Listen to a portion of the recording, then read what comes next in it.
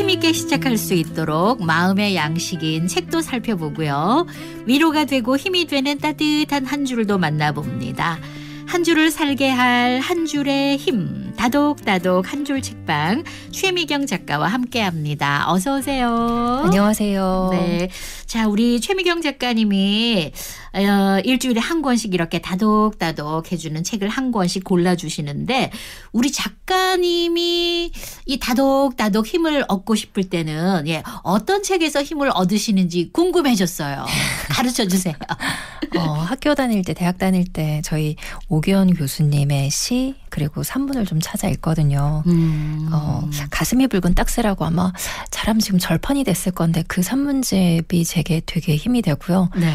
또 오규현 그 시인의 한입의 여자 라는 시가 있는데 그 시를 자주 읊조리죠. 아, 그러시군요. 예, 오규원 시인 말씀해 주시니까 한입의 여자 기억납니다. 네. 산문집은 한 권만 쓰신 거예요, 그러면? 네, 제가 알고 있기로는 한 권이고 나머지는 뭐 평론집 이런 것들이 좀 있고요. 아, 우리 작가님은 오규원 시인의 글에서 그렇게 또 힘을 얻으시는군요. 자, 그럼 오늘의 한 줄도 부탁드립니다.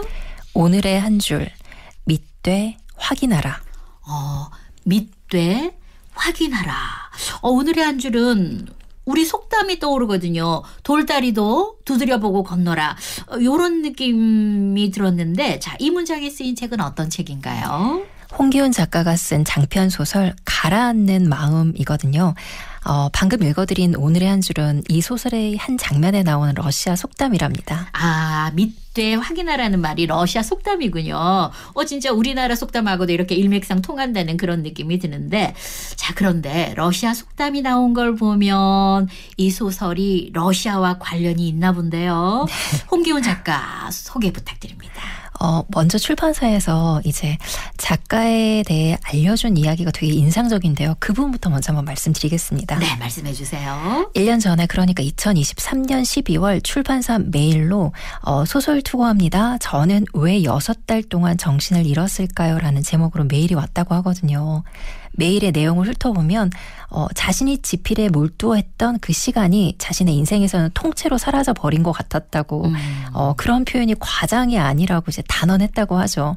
보통 출판사 메일로 일주일에 한두 편의 투고 원고가 들어왔기 때문에 처음에는 대수롭지 않게 생각하다가 이제 좋은 작품을 쓰는 신인 작가에 대한 목마름이 출판사에는 항상 있거든요. 그쵸, 그래서 예. 원고를 바로 다운받아서 화면에 띄웠는데 장편 소설이었다고 합니다. 곧바로 소설을 출력해서 앉은 자리에서 반 정도 읽은 이제 출판사 대표랑 편집장은 이 작가를 무조건 만나봐야 되겠다고 생각했다고 하죠. 와, 그러면은 정말 흡인력이 대단했다는 얘기잖아요. 그죠? 네. 작품이 꽤 좋았던 것 같은데 구체적인 이유도 좀 알려주시겠어요? 우선 사건에 대한 이제 탄탄한 자료 조사랑 되게 사실적이고 촘촘한 러시아의 배경과 이 인물들까지 작품의 밀도가 굉장했다고 합니다.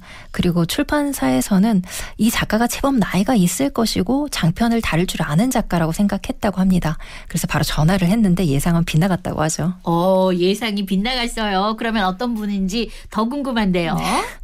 작가의 목소리가 너무 앳돼서 놀랐다고 하고 그리고 또 놀란 거는 이 작품은 미국 여성 기자의 눈으로 본 이 러시아 잠수함 쿠르스크 침몰 사고에 대한 이야기인데 작가는 남성이었죠. 그리고 러시아에는 한 번도 가보지 않았다고 하니까 정말 놀라웠다고 합니다. 그렇군요. 자, 한국의 젊은 남성 작가가 썼는데 소설 속에 그러니까 화자는 미국 여성 기자라는 거잖아요. 네. 그죠? 네. 거기다가 또 이제 내용은 러시아 잠수함 쿠르스크 침몰 사고를 다룬 그런 내용인데 놀랄만 합니다. 자, 그렇게 해서 이제 출간 준비가 시작이 된 거네요. 네. 홍기훈 작가는 군산에서 살고 있었고요. 등단 이력이 전혀 없는 97년생이었다고 하거든요. 그리고 고등학교 때부터 독학으로 소설을 쓰기 시작했다고 합니다. 소개해 주시는데 놀랍습니다. 진짜. 근데 러시아 잠수함 쿠르스크 침몰 사고. 자, 이 사고 실제 사건이죠? 맞습니다. 2000년 8월 12일 러시아 잠수함 쿠르스크가 바렌츠에서 침몰하는 사고였는데요. 이 사고로 잠수함에 있던 118명의 승조원들이 목숨을 잃게 되는 경우에는 정말 실제로 일어난 일이죠. 자, 이렇게 안타까운 실화를 다뤘다니까 어떻게 전개가 되는지 더 궁금해져요. 네, 주인공은 이 마야 카슨인데 시애틀을 기반으로 하는 주간지 더 페이퍼 소속 기자입니다.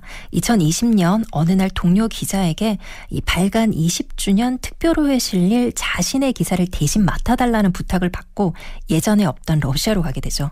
그녀가 맡은 기사는 잠수함 크루스크가 훈련 도중 침몰한 사고였는데 20년 전 이미 러시아 정부에서는 사고 원인을 불량 어뢰의 폭발로 손쉽게 결론 지은 다음에 조사를 끝맺은 상황이었기 때문에 이 주인공 카스는 자신이 맡은 이번 취재건에 대해서 크게 열의도 없었고 그저 러시아에서 만날 7명의 인터뷰와의 약속은 형식적일 거라고 생각했다고 하죠. 자, 앞부분의 내용은 이제 그렇게 전개가 되는데 근데 이제 반전이 있을 것 같아요. 그죠? 네. 예. 뭐 형식적인 그런 뭐 약속이고 취재해서 뭐 쓰면 되겠지 하고 갔는데 아니라는 거잖아요. 그죠? 네. 자, 이런 얘기의 흐름을 들으니까 뭐 우리에게도 세월호 사건이나 천안함 이런 얘기도 떠오르는데 이 얘기는 이제 어떻게 진행이 될까요? 그렇죠. 주인공이 만난 7명은 침몰 사고 당시 고위층에서부터 구조작전에 참여한 사람도 있었고요. 또 남편을 잃은 부인까지 되게 다양했거든요.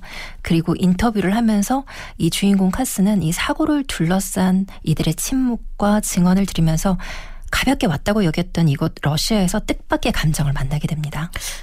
어떤 뜻밖의 감정일까요? 이 유가족들을 만나면서 슬픔을 고스란히 받는 그리고 피해자들에 대해서 알아가게 되면서 자신이 겪은 어떤 경험에 대비해서 감정이 뒤섞이게 되죠. 그러면 자신의 얘기도 나올 것 같은데 자, 주인공이 겪은 상황과 비슷할수록 더 공감이 될 것 같은데 오늘의 한 줄이 들어간 부분도 여기서 한번 들어볼까요?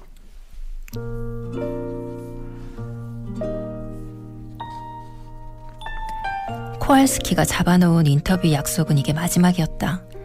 나는 이틀 만에 서로 다른 4명을 만났다. 사람들은 죄다 많이 말했다. 나는 사고조사위원회에서 논의된 이론에 대해 혼란과 실패로 점철된 구조작전에 대해 들었다.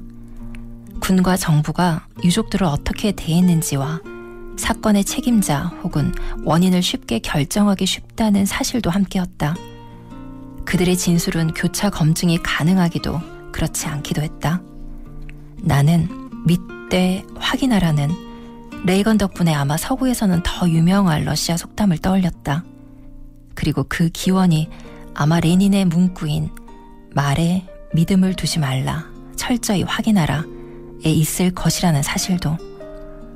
의도적이든 아니든 개 중에는 진실을 말하지 않은 사람이 있었을 것이다. 많은 것들과 마찬가지로 기억도 썩는다. 기억에 대해서 저는 이제 뭐 기억이 날아가 버린다거나 아니면 제가 기억하고 있는 게 엉터리였구나 이런 생각, 자각을 하게 될 때가 있는데 마지막에 기억도 썩는다라는 표현도 인상적이에요. 자, 이 부분은 어떤 장면일까요? 이 주인공 마야 카스는 인터뷰를 만나면 만날수록 결코 이번 취재가 가볍지 않음을 느끼게 되거든요. 그리고 스스로 이제 갈등을 느끼게 되는데 감정에 휘말리지 말아야지, 객관적인 시선으로 기사를 써야지라고 했던 게 자꾸 어긋나는 그런 부분을 이렇게 저희가 만나봤습니다. 그렇군요. 뭐 휘말리지 말고 객관적인 시선으로 기사를 써야겠다. 이거는 사실 기자가 가지는 당연한 마음가짐일 텐데 그런데 이제 기자로서 취재하고 사람들을 만나고 하다 보면은 뭐 이랬다고 합니다. 저랬다고 합니다. 또 이렇게 전달을 넘어서서 전하고 싶은 뭔가가 있잖아요. 그죠? 그렇죠. 또 전해야 하는 중요한 것을 느낄 때가 있을 수 있다는 거죠. 맞아요. 네. 자, 그러면은 유족들을 만나고 사고 담당자들을 만나면서 이제 일어나는 그 뭐 여러 가지 것들 그 뒤에 이야기는 어떻게 전개가 되나요? 결말이 정말 궁금하시다면 이 홍기훈 작가의 가라앉는 마음 꼭 읽으시길 바랍니다. 우리 작가님 오늘도 여기까지만 알려주시는군요. 네. 근데 우리 홍기훈 작가가 진짜 젊어요. 그죠? 네. 예, 97년생 작가고 고등학교 때부터 그냥 독학으로 이렇게 글을 쓰기 시작했다고요? 네, 맞습니다. 그런데 이 우리나라에서 일어난 사건도 아니고 네. 이 사건을 정말 굉장히 자료 조사하는데 힘을 많이 들였을 것 같아요. 그래서 되게 놀라웠거든요. 그리고 특히 정말 남성 작가가 부재한 저희 대한민국에서 이렇게 젊은 어린 친구가 이렇게 열심히 쓴다는 거에 되게 응원을 불어주고 싶어요, 정말. 네. 그랬군요. 그래서 이제 그 소설 투고합니다. 저는 왜 6달 동안 정신을 잃었을까요? 그러니까요. 근데 이 소설 투고 다음에 이 문장이 굉장히 이 뭐 출판사 대표님이나 편집장들을 이렇게 이거 무슨 얘기일까? 이렇게 읽어보고 싶게 만드는 그런 제목이기도 하네요. 그렇죠? 네. 다 또 이렇게 인연을 해서 오늘 소개해 주신 책은 홍기훈 작가의 가라앉는 마음. 네, 가라앉는 마음이었습니다. 고맙습니다. 최미경 작가의 다독다독 한 줄 책방 다음 주에 또 이어가도록 하겠습니다. 고맙습니다. 감사합니다.